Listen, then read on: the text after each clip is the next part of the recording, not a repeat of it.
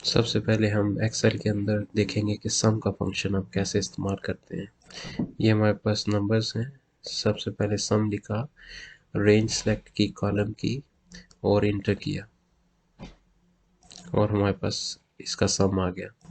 अब हम देखेंगे कि मैक्स का फंक्शन, यानी अगर हमारे पास लिस्ट है उसमें हमने मैक्सिमम नंबर देखना है कि सबसे बड़ा नंबर कौन सा है, तो उसके लिए मैक्स का फंक्शन इस्तेमाल आता है। आइए देखते हैं कि कैसे हम इसको यूज़ करेंगे। सबसे पहले मैक्स लिखा, उसके बाद कॉलम को सिलेक्ट करके रेंज सेलेक्ट करेंगे और उसके बाद इंटर करेंगे। ये हमारे पास मैक्सिमम नंबर। आइए देखते हैं इसके बाद के मिन का फंक्शन, यानी मिनिमम नंबर जो है वो हम कैसे किसी लिस्ट के अंदर से ढूंढते हैं। सबसे पहले मिन लिखेंगे, उसके बाद कॉलम की रेंज लिखेंगे और उसके बाद इंटर करेंगे तो हमारे पास मिनिमम नंबर आ जाएगा।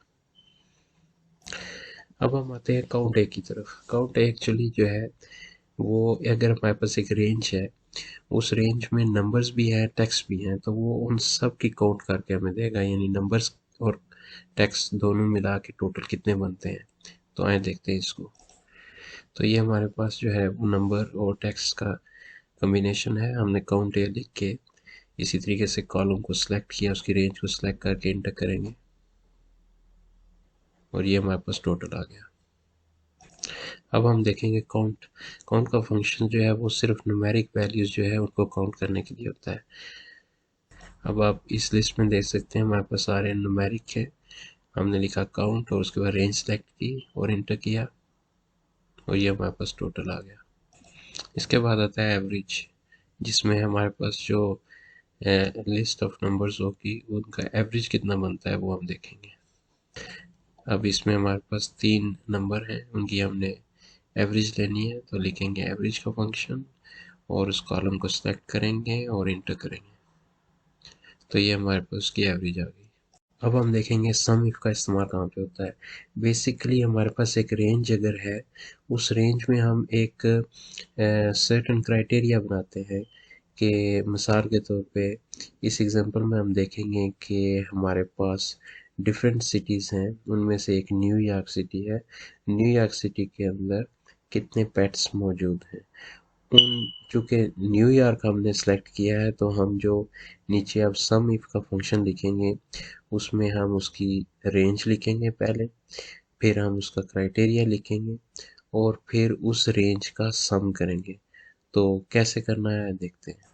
ये हमारे पास सिटी हैं डिफरेंट किस्म के। हमने सम इफ सबसे पहले यानी रेंज उसके लिए C3 से C9, फिर उसके बाद हमने क्राइटेरिया रखा न्यूयॉर्क और उसके बाद हमने रेंज ली सम की और ये हमारे पास आ गया सम। अब हम देखेंगे काउंट इफ का इस्तेमाल। काउंट इसका इस्तेमाल जो है ये भी एक सर्टेन हम क्राइटेरिया बनाते हैं एक रेंज के अंदर और उस क्राइटेरिया की बेस पे हम जो है काउंट करते हैं। तो आए इसको भी एग्जांपल से देखते हैं। तो हम देखेंगे कि इस एग्जांपल में रेड कितनी दफ़ा इस्तेमाल हुआ है इस रेंज में। तो सबसे पहले हम काउंट इफ लिखा, फिर रेंज लिखी और उसके बाद क्राइटेरिया ये रखा कि वो रेड कितनी दफ़ा इस्तेमाल हुआ है और इंटर किया तो 3 दफ़ा। अब हम देखेंगे मैक्स इफ का इस्तेमाल। मैक्स इफ का इस्तेमाल भी जो है एक सर्टेन क्राइटेरिया की बेस पे एक रेंज में मैक्सिमम कितनी दफ़ा इस्तेमाल हुआ एक नंबर वो हमने देखना होता है। इसमें जो है मल्टीपल कंडीशंस और मल्टीपल रेंजेस एक ही दफ़ा हम चेक कर सकते हैं। जैसे इसमें हमने रेंज ली, क्राइटेरिया पहला लिया, फिर दूसरा लिया और इंटर किया तो हमारे पास का रिजल्ट आ गया। अब हम देखेंगे कि फ़िल्टर टूल का इस्तेमाल एक्सेल में कैसे होता है। ये हमारे पास टेबल है और सबसे पहले हम जाएंगे सॉर्ट एंड फिल्टर में और फिर यहाँ से फ़िल्टर को क्लिक किया तो हमारे पास ड्रॉप डाउन आ गया। इसको क्लिक करके हम इसको फ़िल्टर कर सकते हैं। अब हम देखेंगे कि डेटा को सॉर्ट कैसे करना है एक्सेल के अंदर। ये हमारे पास टेबल मौजूद है। सॉर्ट फिल्टर में जाके फिल्टर को क्लिक किया और इसमें जो है sort smallest to largest click किया तो ये डेटा सॉर्ट हो गया। फ्लैश फिल का इस्तेमाल कैसे होता है एक्सेल के अंदर वो देखते हैं इस एग्जांपल में। ये हमारे पास एक टेबल है जिसमें ईमेल एड्रेस मौजूद है। इनके तीनों पार्ट्स को अलग करना है। पहले कॉलम में पहला पार्ट, दूसरे में दूसरा, तीसरे में तीसरा पार्ट लिख के पहले कॉलम को ड्रैग करके राइट क्लिक करना है। राइट क्लिक करके हम फ्लैश फिल को क्लिक करेंगे। ये हमारे पास हो गया पहला पार्ट। दूसरे कॉलम में कर्सर को रख के सिर्फ कंट्रोल ही प्रेस करें तो ये हमारे पास उसी में का दूसरा पार्ट आ जाएगा। इसी तरह तीसरे कॉलम में रख के कंट्रोल ही प्रेस करें तो तीसरा पार्ट आ जाएगा। आइए अब देखते हैं कि रिमूव डुप्लीकेट का इस्तेमाल कैसे करते हैं एक्सेल के अंदर। ये हमारे पास लिस्ट है। सबसे पहले हम रिमूव इसको सेलेक्ट करके रिमूव डुप्लीकेट में जाएंगे और इसको क्लिक किया, नेम कॉलम को सेलेक्ट किया, ओके किया तो हमारे पास 3 डुप्लीकेट वैल्यूज थी जो कि रिमूव हो गई। आइए अब देखते हैं कि कंडीशनल फॉर्मेटिंग का इस्तेमाल कैसे किया जाता है। ये हमारे पास लिस्ट है। कंडीशनल फॉर्मेटिंग में जाके हमने सबसे पहले टेक्स्ट दैट कंटेन्स, आगे हम कोई स्ट्रिंग ढूंढना चाहते हैं उस स्ट्रिंग को लिखेंगे str और ओके किया तो ये हमारे पास 3 हुआ जिसमें ये स्ट्रिंग मौजूद है। अब हम देखेंगे एंड और का इस्तेमाल जो है वो एक्सेल में कैसे होता है। बेसिकली एंड का इस्तेमाल होता है और का इस्तेमाल होता है मल्टीपल क्राइटेरिया में। उस मल्टीपल क्राइटेरिया में अगर सारा क्राइटेरिया मैट हो रहा हो तो एंड का इस्तेमाल होता है और का इस्तेमाल होता है अगर सारे क्राइटेरिया में से एक क्राइटेरिया भी मैट हो रहा हो तो फिर वो फंक्शन परफॉर्म होता है। आइए इसको एग्जांपल से समझते हैं। और ये एग्जांपल बेस्ट इफ की कंडीशन के साथ अगर हम करें तो सबसे बेस्ट जो है इसकी परफॉर्मेंस होती है। आइए देखते हैं कैसे। ये हम जो है इस वक्त हमारे पास टेबल है, इसमें हमने इफ़ इस्तेमाल किया और एंड के बाद हम इसकी पहली लॉजिक इस्तेमाल कर रहे हैं कि स्मोकिंग कर रहा है, नो, हमने कहा नो। दूसरा क्राइटेरिया हम कहते हैं कि ड्रिंकिंग करता है तो वो हमने सेट किया नो। तीसरा क्राइटेरिया हमने ओवरवेट का लिया कि वो भी नहीं होना चाहिए, यानी नो। ये एंड है, यानी ये सारा क्राइटेरिया जो है ये मैट करना चाहिए, करता है तो यस, नहीं करता तो नो। देखें ये नो हो गया क्योंकि ये सारा क्राइटेरिया नहीं मैट कर रहा। और इसी को ड्रैग करें तो बाकी भी हमारे पास रिजल्ट आ गए। आइए हम देखते हैं कि इफ़ का इस्तेमाल कैसे करना है एक्सेल के अंदर। बेसिकली हमारे पास प्री डिफाइंड रिजल्ट होता है इस इफ़ कंडीशन के अंदर। अगर कंडीशन मैट कर जाए तो वो रिज़ल्ट शो करेगा, वरना different pre defined result show करेगा। कैसे करेंगे, चलते हैं इस एग्जांपल को देखते हैं। इस एग्जांपल में हम इफ़ का इस्तेमाल करने लगे हैं और हम कहते हैं कि जो B2 है यानी cell number 2 of B column वो ग्रेटर 18 से तो यस लिखे, ये प्री डिफाइंड रिजल्ट है, वरना नो प्री डिफाइंड रिजल्ट लिखे। तो इंटर किया तो यस लिखा। हम देखते हैं इसमें कि काउंट इफ्स का इस्तेमाल कैसे हुआ है। काउंट इफ्स का इस्तेमाल मल्टीपल क्राइटेरिया मल्टीपल कॉलम्स के लिए चेक करते हैं और उसमें कितनी दफ़ा वो क्राइटेरिया मैट हुआ है उसको काउंट करना होता है। तो आइए देखते हैं इसको एग्जांपल से। ये हमारे पास एग्जांपल है, इसमें हम काउंट कर रहे हैं कि इन दो कॉलम्स में रेड और गुड इनका जो कॉम्बिनेशन है कितनी दफ़ा इस्तेमाल हुआ है। तो हम देख सकते हैं कि ये 3 दफ़ा इस्तेमाल हुआ तो इसका रिज़ल्ट 3 होना चाहिए। अब हमने काउंट इफ्स लिखा, इंटर किया तो 3 आ गया। इसी तरह आप चेक कर सकते हैं कि काउंट करें ब्लू को बैट के साथ, तो उसके लिए भी आप इसी तरह क्राइटेरिया लगाएं काउंट इफ्स का। देखते हैं सम इफ्स का इस्तेमाल कैसे हो रहा है। इसमें बेसिकली हम कह रहे हैं कि सम करो उस वैल्यू को जो एक से ज़्यादा दफ़ा क्राइटेरिया जिसका मैट हो रहा है। तो एग्जांपल से हम इसको समझते हैं। ये हमारे पास एग्जांपल है, इसमें total number of pets of people जो कि एज 60 से कम है और वो न्यूयॉर्क से है। तो इसके लिए हम 3 कॉलम उनकी कंडीशन लगा रहे हैं। पहले नंबर ऑफ पेट्स की, फिर हमने एज सेलेक्ट की, वो 60 से कम होनी चाहिए, और उसके बाद हमने तीसरा कॉलम लिया कि न्यूयॉर्क सिटी हमारा क्राइटेरिया है कि वो न्यूयॉर्क सिटी से होनी चाहिए। तो अगर हम इंटर करें तो हमारे पास आ जाएगा कि वो 4 है। अब हम एंड और का इस्तेमाल देखेंगे। सबसे पहले हम इफ़ लिखते हैं, उसके बाद हम इसमें पैरामीटर देंगे। 3 कॉलम इस्तेमाल कर रहे हैं, स्मोकिंग, ड्रिंकिंग और ओवरवेट को। तो हमने क्राइटेरिया ये लिखा पहली लॉजिक में कि स्मोकिंग करता है नो, ड्रिंकिंग करता है नो, और ओवरवेट है नो। अगर ये तीनों नो हैं, चूँकि हम एंड इस्तेमाल कर रहे हैं, तो हम लिखेंगे येस शो करे, वरना नो शो करे। तो ये इसने नो शो किया है। अब अगर हम इसको ड्रैग करें तो बाकी जो कॉलम्स हैं उनका रिजल्ट भी साथ शो कर देगा। आइए आप देखते हैं कि इंडेक्स मैच को हम कैसे इस्तेमाल करते हैं एक्सेल के अंदर।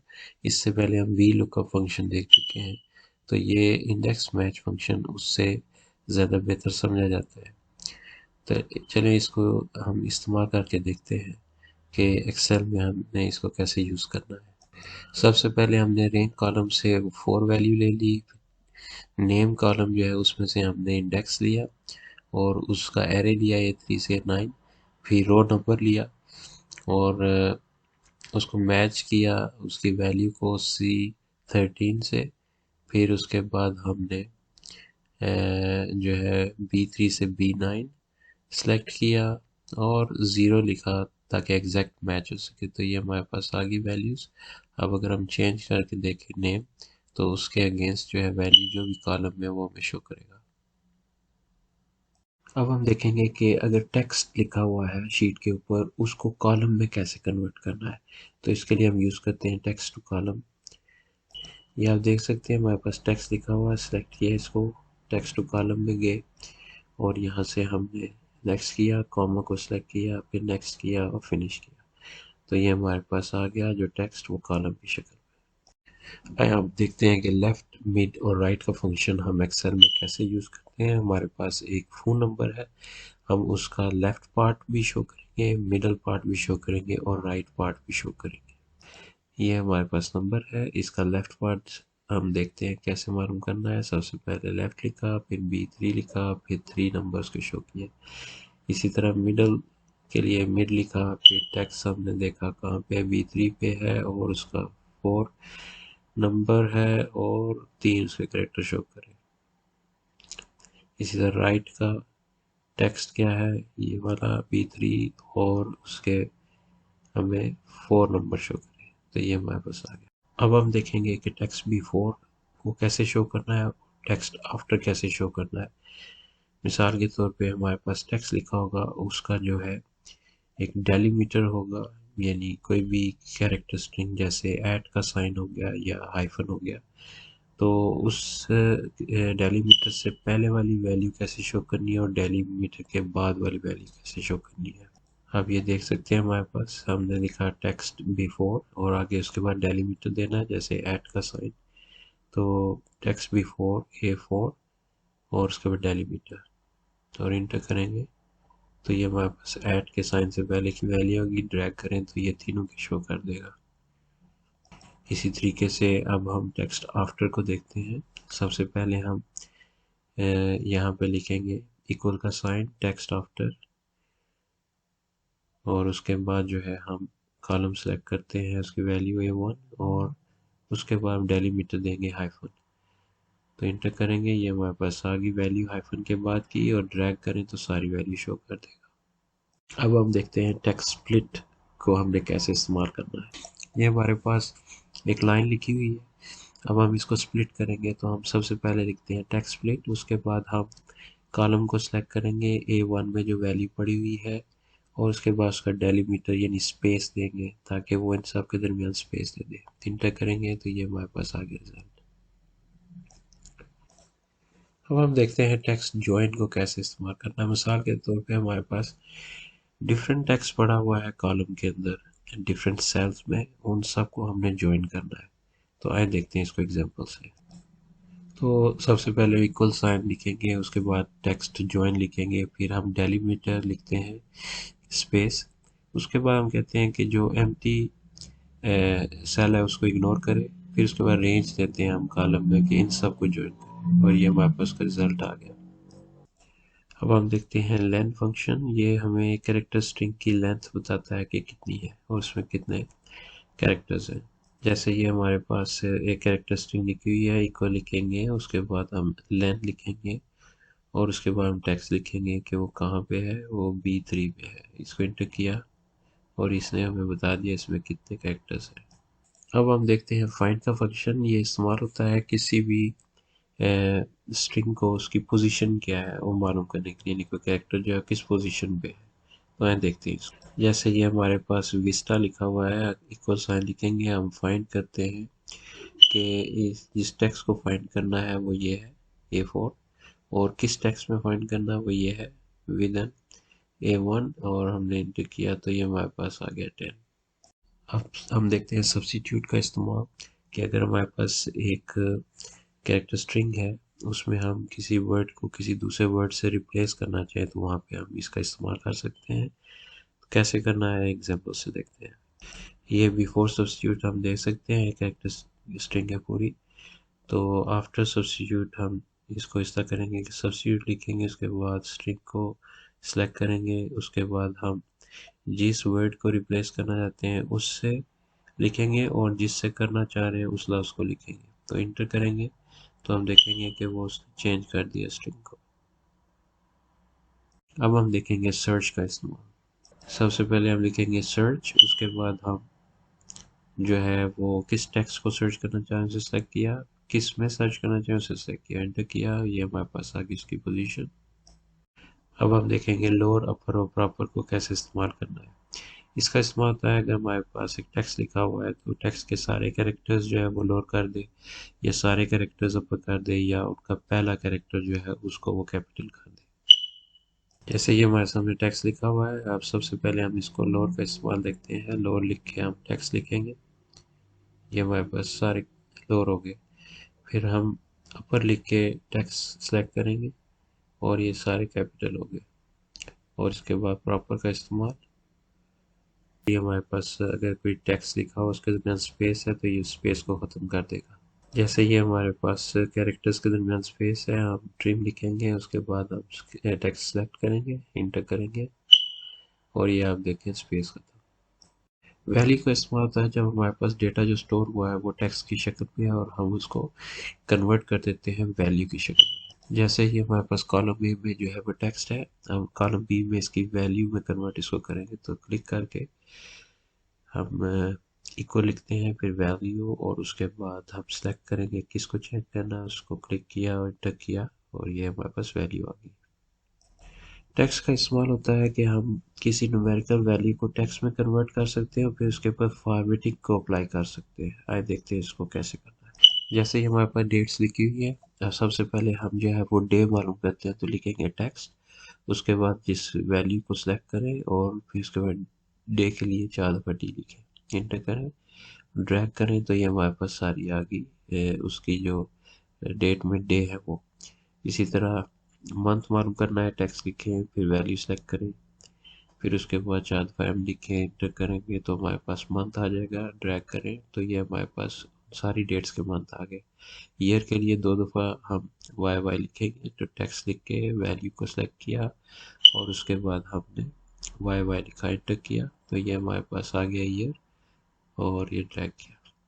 ऐसे ही हम टाइम को भी कर सकते हैं, जो 24 आवर का फॉर्मेट है, तो हम लिखेंगे टेक्स्ट, उसके बाद वैल्यू सेलेक्ट करेंगे, उसके बाद हम फॉर्मेट के लिए लिखेंगे कि आवर्स और मिनट शो करे और AM या PM शो करे, तो ये हमारे पास आ गया रिजल्ट। इसको हम ड्रैग करें तो ये हमारे पास वैल्यू आ गई।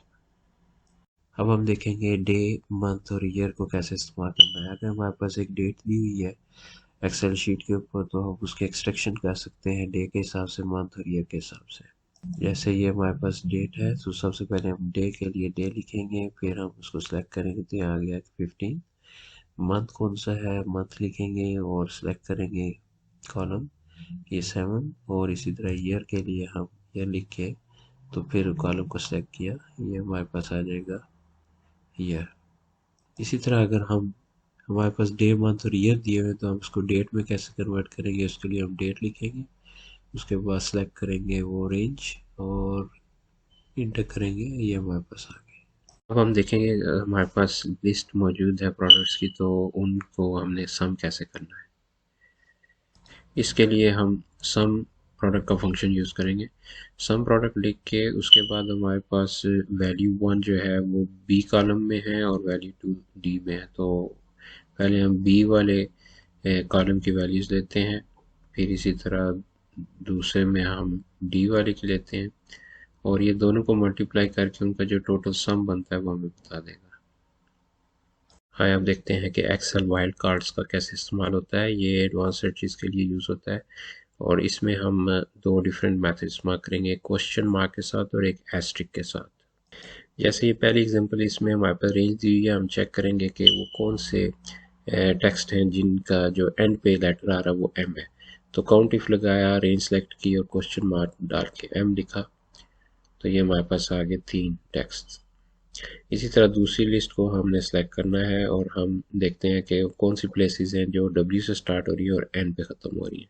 काउंट इफ लगा के उसके बाद हम रेंज सेलेक्ट करेंगे और उसका क्राइटेरिया लगाएंगे और यहाँ पे हम इस्तेमाल करेंगे एस्ट्रिक का। सो W और एस्ट्रिक और N, इसके बाद हम इंटर करेंगे तो ये 4 प्लेसेस है।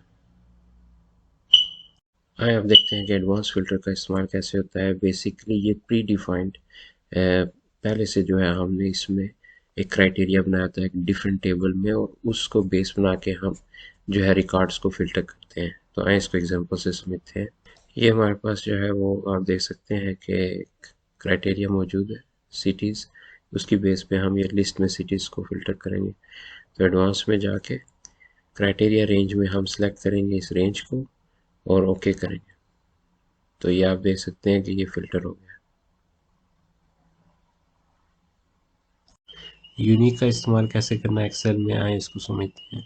सबसे पहले हम इक्वल का साइन लिख के उसके बाद यूनिक लिखेंगे और फिर ब्रैकेट के अंदर जो है वो 3 आर्ग्यूमेंट्स होंगे। पहला आर्ग्यूमेंट रेंज सेलेक्ट करेंगे, दूसरा आर्ग्यूमेंट ट्रू या फॉल्स की शक्ल में होगा। फॉल्स इसलिए कि अगर हमने सिर्फ रो को यूनिक लेना है और ट्रू अगर हमने कॉलम को यूनिक लेना है।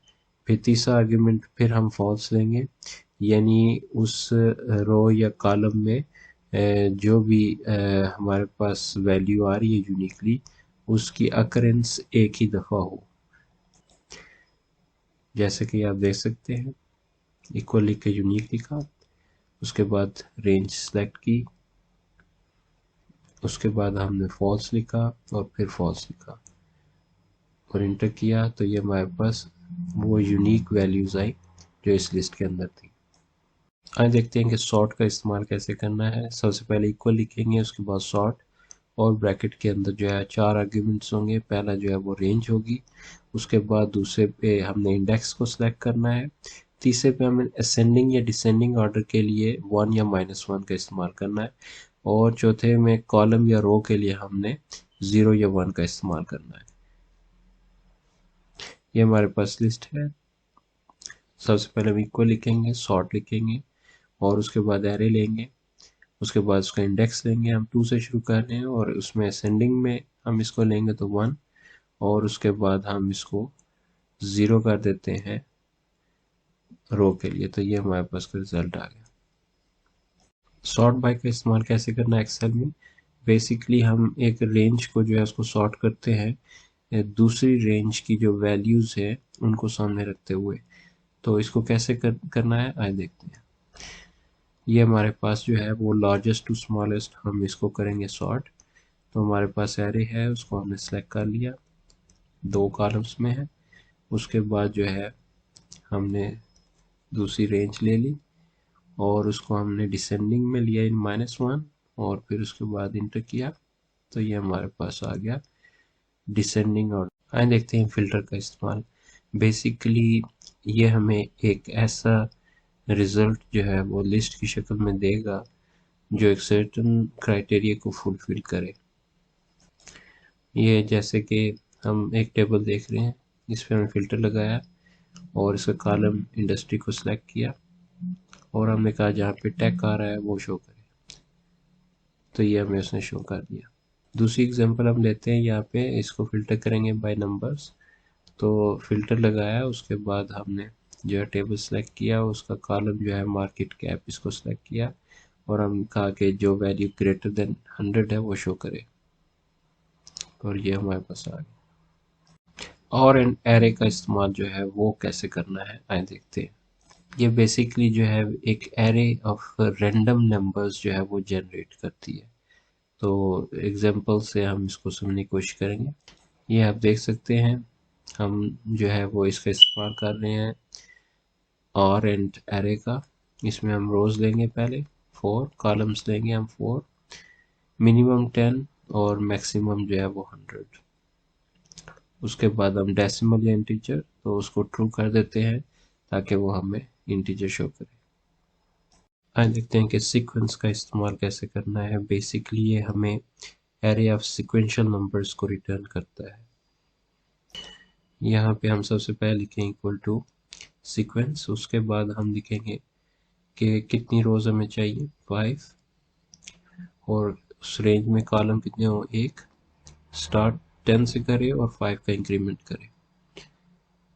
तो ये हमारे पास रिजल्ट आ गया। लेट का इस्तेमाल एक्सेल में हम वैल्यू को असाइन करने के लिए इस्तेमाल करते हैं। जैसे किसी भी फार्मूले को अगर हमने कैलकुलेट करना होता है, इसको एग्जांपल से समझते हैं। जैसे ये हमारे पास जो है एक ट्राइंगल है, हमने इसका एरिया जो है वो फाइंड करना है। तो हमारे पास फार्मूला मौजूद है, area is equal to base multiply by height over 2। तो हम बेस की वैल्यू को ही लेते हैं लेट से। तो लेट लिखने के बाद हम कहते हैं कि बेस जो है उसकी वैल्यू हमारे पास जो है वो 10 है और हाइट जो है उसकी वैल्यू 6 है और हमने base multiply by height divided by 2 करके इसको फाइंड आउट करना है, इसकी वैल्यू को, वो है 30। आइए देखते हैं एफ वी क्या होता है। बेसिकली फीचर वैल्यू मालूम करने के लिए इस्तेमाल होता है एक्सेल के अंदर और इसमें 4 आर्ग्यूमेंट्स हम लेंगे। तो एग्जांपल से इसको समझते हैं कैसे करना है। तो ये हमारे पास जो है ये हमने वैल्यू मालूम करनी है एफ वी की 2 पेमेंट्स के बाद। तो सबसे पहले हम एफ वी लिखेंगे, उसके बाद रेट सेलेक्ट करेंगे 10%, एन पी ई आर यानी कि नंबर ऑफ पीरियड्स, और पी एम टी जो है ये हमारे पास फिक्स पेमेंट्स क्या है वो, और फाइनली पी वी यानी present value of the loan. तो ये हमारे पास का रिजल्ट आ गया। आइए देखते हैं कि वी स्टैक क्या होता है। बेसिकली ये 2 या 2 से ज़्यादा एरेज को जो है वो वर्टिकली स्टैक करने के लिए इस्तेमाल होता है।